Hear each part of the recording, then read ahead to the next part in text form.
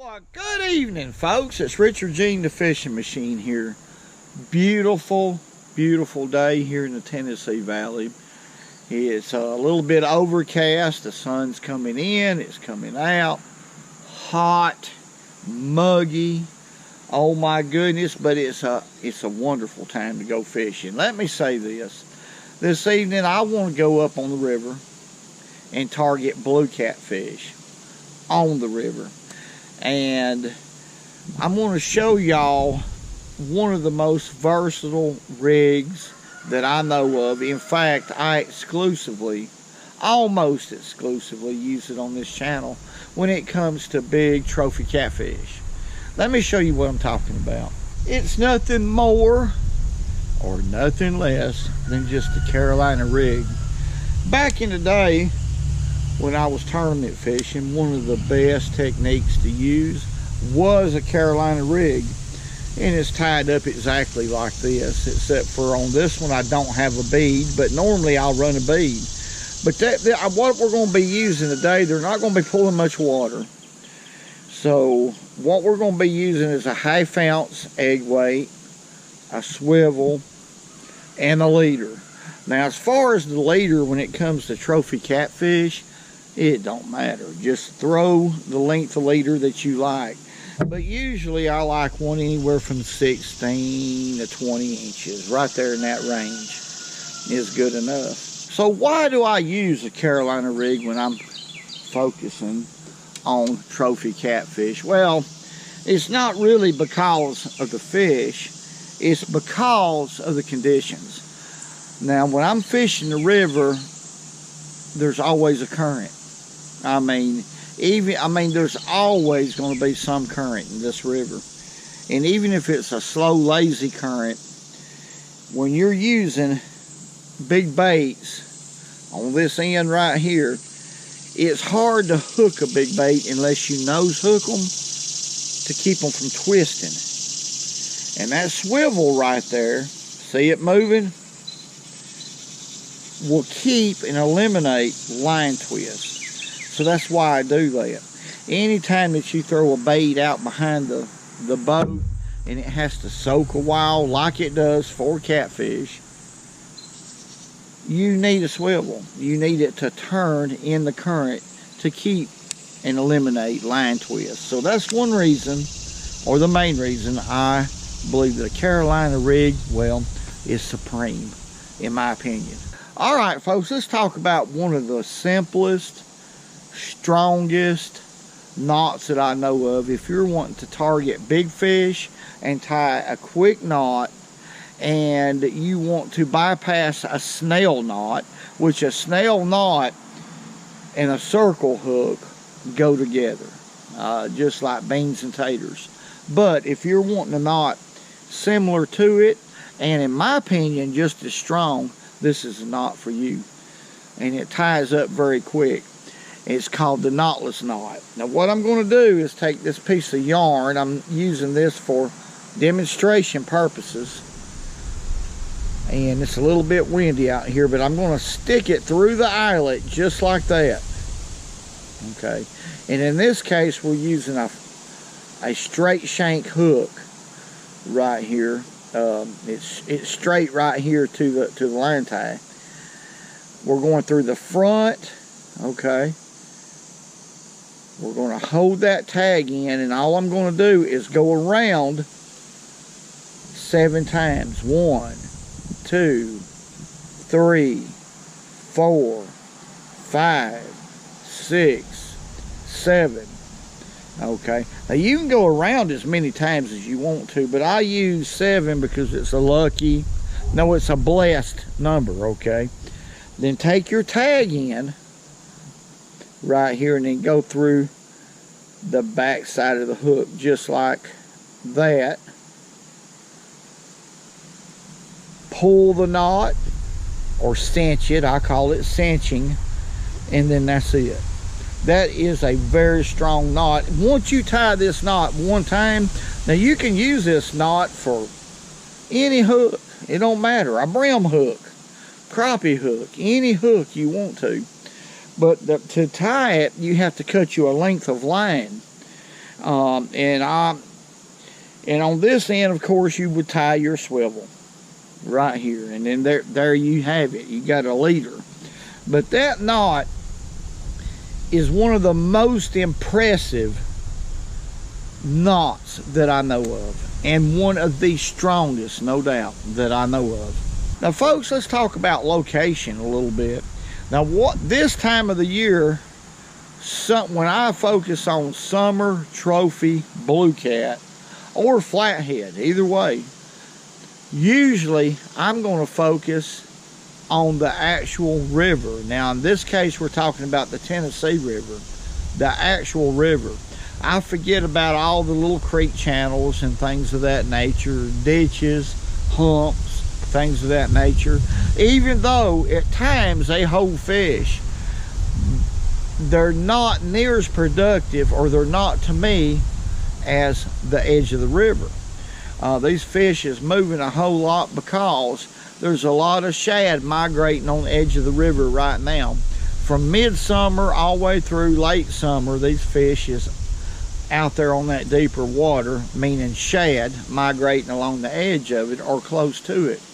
And I tell you, any kind of structure, whether it be sunken trees, rock piles, anything like that that's close to the river, you know, a good rock throwing distance from the river or on the actual river, as long as you're pretty close, it is oftentimes very productive when you're talking about big blue cat and flathead. This is a spot that's right off of the river, not very far, probably 50 yards from the river, and it's a rock pile. And these fish will come off of the river and they'll meander all out in this rock pile right here, because there's a lot of bait that holds on it. There's always something here for them to feed on. So they'll come in off of the river, swim around a little bit and feed, and they'll leave, and then some more come through. So it's a great area right here, because you normally have fish coming in and out at all times. Sometimes they're in here heavy, and sometimes they'll come in here very heavy, and sometimes they don't. You know, you'll just catch a few, but this is an excellent area right here to hook a flathead catfish. They love areas like this. Channel cat and blue cat.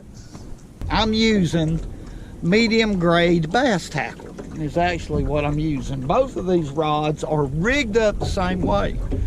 30-pound test braid, okay, and that's a 3/8 egg weight, a barrel swivel, 30-pound test leader, one of about 16 to 18 inches long, and right here is a 4/0 Gamma Katsu circle hook. All right, I have 3 different knots on this rig right here. This hook is snailed. That's a snail knot. This is a uni knot right here, and this is a trilene knot. And if you notice, I'm leaving long tag ends because we're fishing for catfish, folks. Now, the reason why I'm using a 3/8 is it's barely keeping this bait on the bottom, even though there's a slight current out here. That's what I want. I want the lightest weight that I can use, especially fishing these rock piles like this, to keep it, number one, to keep from being hung up all the time. Number 2 is it lets that bait bounce around, and that alone will attract more fish. It looks more natural, and it spreads the scent because the bait's actually moving instead of anchored in one place. I mean, it's possible if they turn another gate on or whatever, I'll have to go from a 3/8 to a 5/8, or maybe even heavier. But right now, 3/8 is getting the job done. So let's reach down here and I'll show you what these fish is biting. I just have caught these with a cast net, and all they are gizzard shad. That's my favorite this time of the year. And what I do is I open their mouth and go through his nostril just like that. See how much hook exposure I have? So what that means is if a 50-pounder was to run down through here and pick this bait up, which it's possible, you never know. You never know out here. I'll hook him because I've got a lot of hook exposure right there. Now, if a 50-pounder does hit, I'm going to have my hands full, but that's why I'm out here. I like to fish as light as I possibly can to have fun, okay? To have fun. So let's chunk it back out there. Okay, I'm just to the right of the rock pile right there.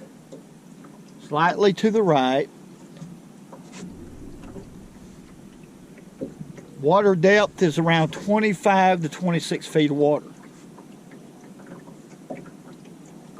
Okay. So when it hits the bottom, we'll put it in a rod holder.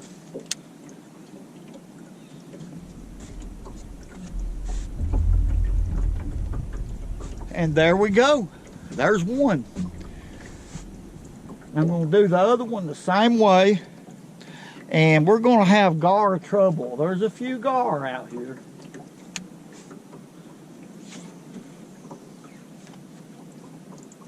Now, if y'all notice, I'm making a long cast. It's a pretty long cast to the rock pile. I've done that on purpose. I want to be up current from that rock pile, especially using this light line, because if I do hook a big blue, okay, I'll have a better chance of landing him being away from the rock pile, you know. Okay, let's put it in a rod holder and we'll see what we can make sure that drag said. It is. Every time I sit down to try to retie a knot, I wasn't satisfied with the leader length on this one rod, so I made me a longer, retied me another leader that was longer, and I got bit. So let's just watch. They'll do it every time. When you get occupied, that's when they'll do it. See there? That fish is all over it, like stink on a turd. I want y'all to look right here. Y'all see that? I might ought to do something about that. Let me see if I can do something about it anyway. Yeah, we done something about it. Oh no, look right here. Look, look, look, look, look. We're getting a bite right there while I'm trying to fight this fish. I just got here. I just now got here. There's some fish out here. Now I'm just having my fun with him, letting him fight. He's not that big. He's not a giant, let me put it that way.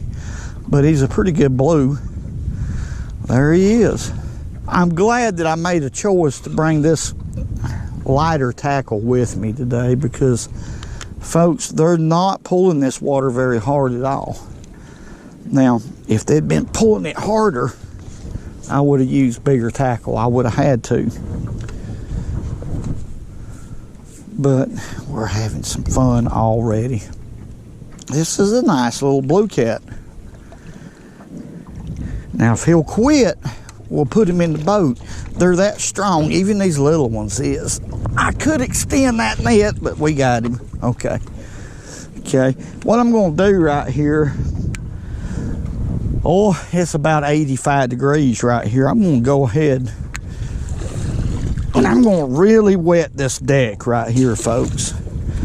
And I do this every time to protect their slime coat. There we go. That's a nice fish right there. That's nice enough. That woke me up, I guarantee you. We're getting another bite right here. Let's I'm gonna keep my, he didn't commit. But it could be a catfish, and it may be just a big gar. But let's look at this catfish real quick. I gotta get him back. It's too hot to keep these fish out very long. That's a pretty good blue cat. Not a giant, but a pretty good one. Let's just go ahead and release him right now. All right. Let's get him back right here. I did that quick. I done it quick as I possibly could, and that's, look right here. Now, I use them shad whole. I mean, y'all seen it. I just hooked them whole. I didn't cut them or anything to release any scent. But now it's possible I may have to do that to get the bites. But I caught that first fish that way without having to do that, so that's why I just chunked 2 more out there. Because sometimes you don't have to do that.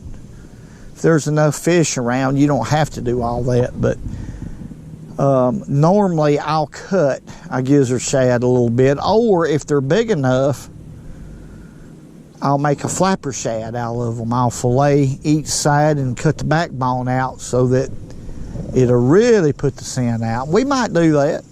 I got some shad in there, and pretty good size shad. But we'll see what'll happen right here. One way or the other, they'll bite.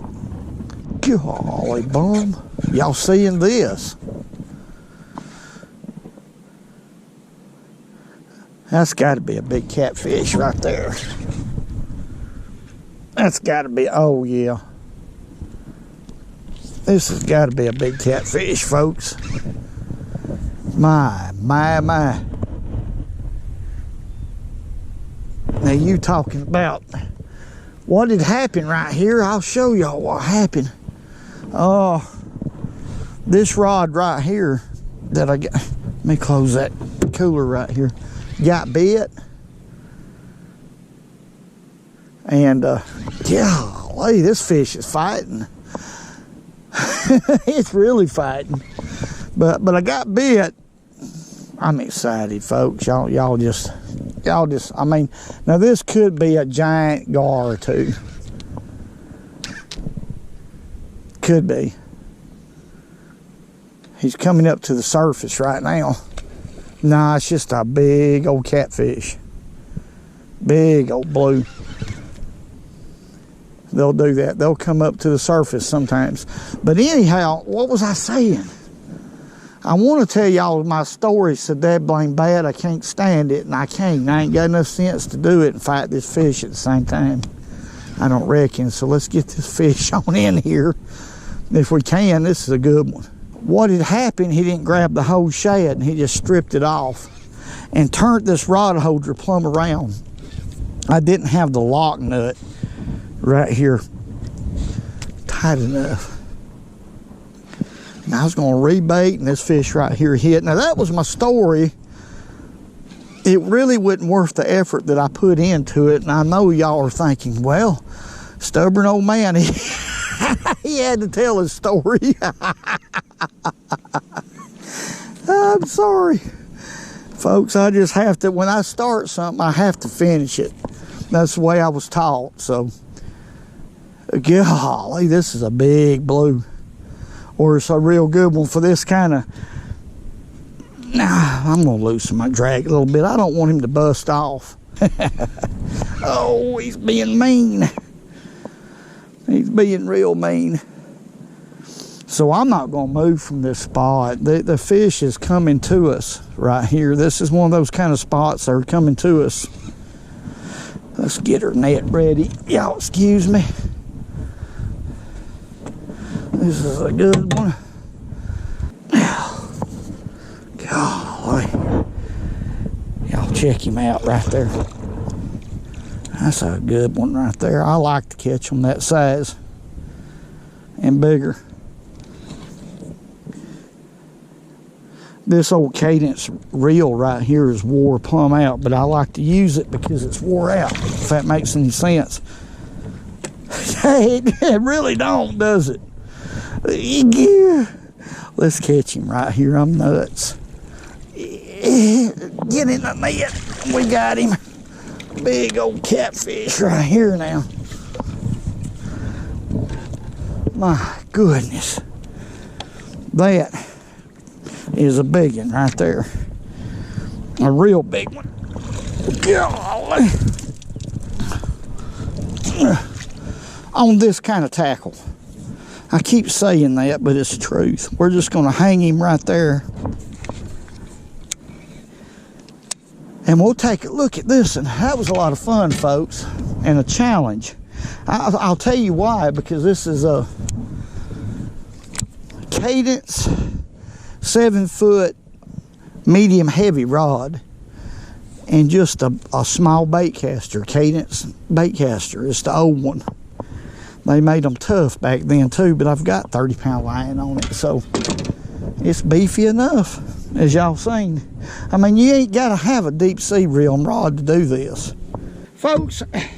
Let me say this. Let me say this. When you're my age, you know, close to 60 and older, every day that you wake up is a blessing, okay? And let me show you how happy I am right now. I mean, okay, here it is. Now, those of y'all who's never watched this channel, don't click off just because of this. Let it go, because I can't help it. It's called a Drilligent, and I have to release it. So here it is. Clearing it, clearing it, clearing it, clearing it, clearing it, clearing it, clearing it, clearing it, clearing it, clearing it, clearing it, clearing it.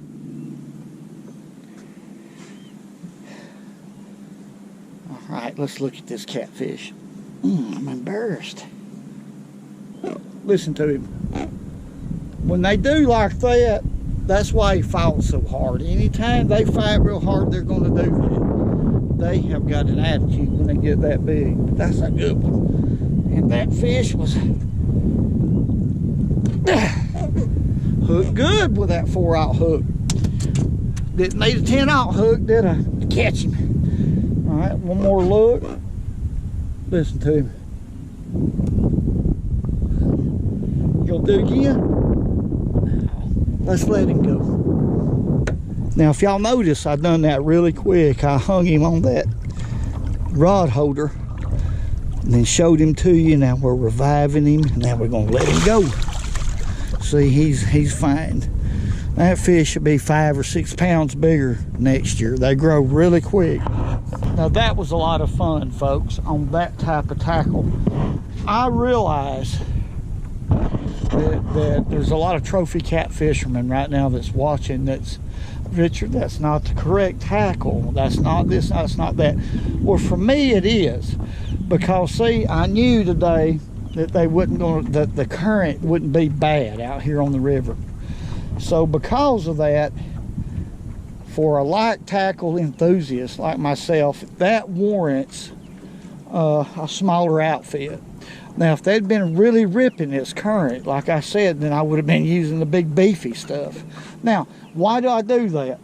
Is it to prove a point? No, it's just so I can have fun and fight these fish and feel the real battle, the real strength that they really possess. That's why I do that, for the sport of it. Okay, let's it's hot out here, but now the blue cat don't care. What it is, the anglers do. When it gets this hot, it's uncomfortable, but remember, these fish are a lot tougher than me and you. They're down there where it's not bad. It is not bad as it is up here on top.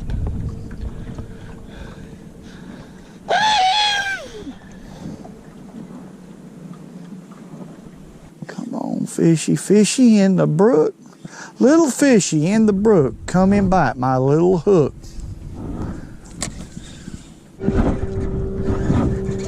Are y'all seeing that? All right, we got a golly boy.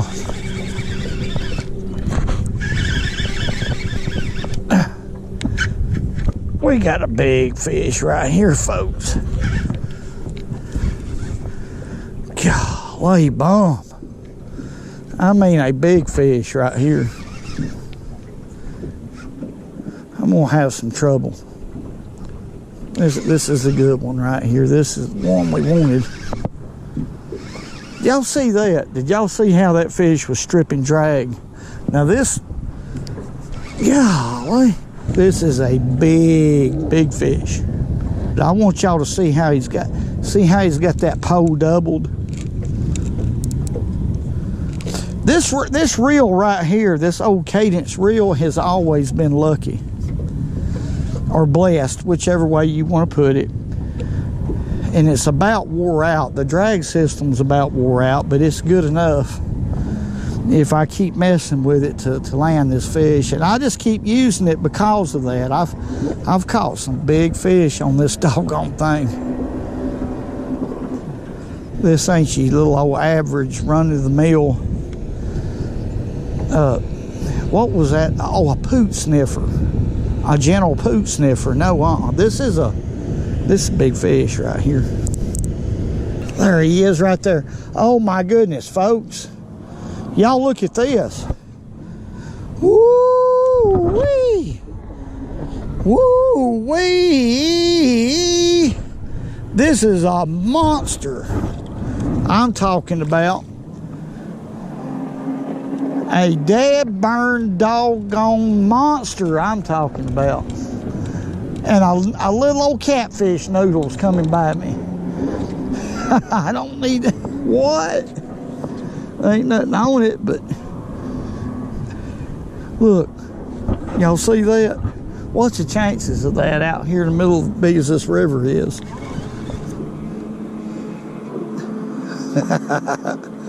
Ain't nothing on it. Oh my goodness, this thing is huge. Now that catfish right there looks like a shark.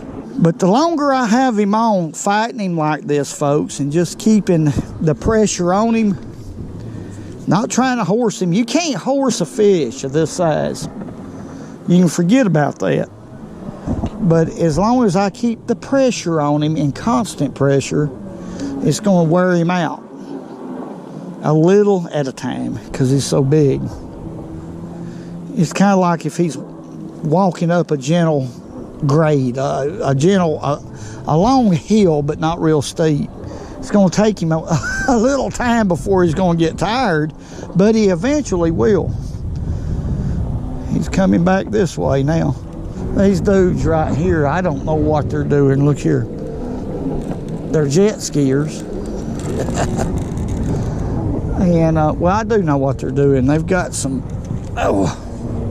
markers out, and they're weaving in and out of them, so they might be competitive, competing somewhere or something. I don't know. Here he comes to the surface, folks. Now y'all see what I'm dealing with. Okay, I mean a giant. Oh my goodness. I'm gonna see if I can get the grips right here. Let's see if I can see what we can do right here now.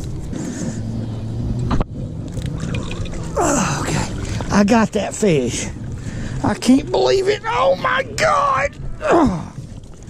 Oh, folks. Woo. This is a huge fish right here. My goodness gracious. Oh my goodness. I'm gonna try to. Oh, this fish right here might be close to I don't know, 80 something. I want y'all to look. What a fish. That thing is massive now. Oh, golly. Can y'all see that? I'm a pretty stout old man. It's all I can do to pick that fish up.